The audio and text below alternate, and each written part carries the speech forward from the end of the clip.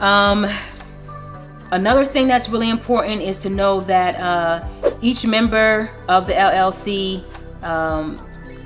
could bind the company in a manager-managed LLC. I'm sorry, a member-managed LLC. But in a manager-managed LLC, that wouldn't be the case. Now, even if you have a member-managed or a manager-managed, remember, you still have an operating agreement to restrict or expand the rights of a manager, restrict or expand the rights of a member. Just know that that type of structure separates the way your business is actually operating. You have an intention to have a separation of how to do it. So it can get very confusing, and that's why it's important to sit down with a professional to drill it all the way down to see what actually applies to you. Because I'm giving you an overview, but this is strategy. This is actually chess and not checkers. You will have to sit down with the professional who understands that we have to look at this deeply here in order to, execute, to your fullest. Once you have your operating agreement, you have all of the provisions that should apply to the type of company that you have while understanding the particular state law. You want to make sure that you're keeping all of these documents. You want to make sure that you are filing these documents.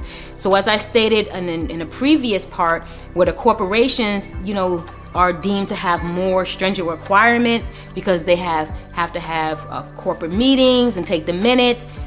Even if the LLC doesn't require that, that is how you should set yourself up.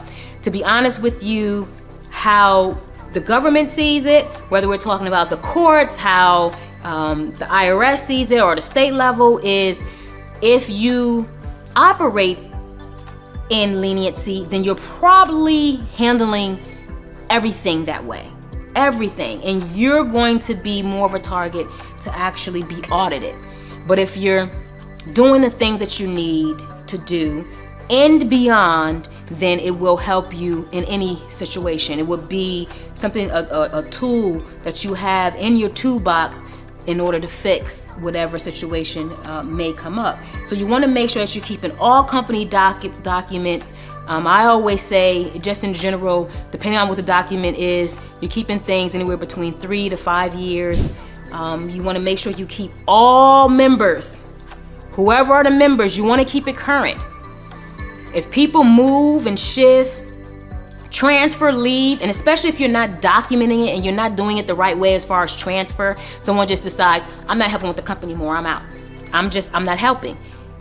And there's no documentation on, the exit, the transfer, then there's a problem. So you want to keep a current list of all the members, all the managers, all the documents together. You want to keep all the voting information. If you have voting, you want to keep that. You definitely want to keep all tax information.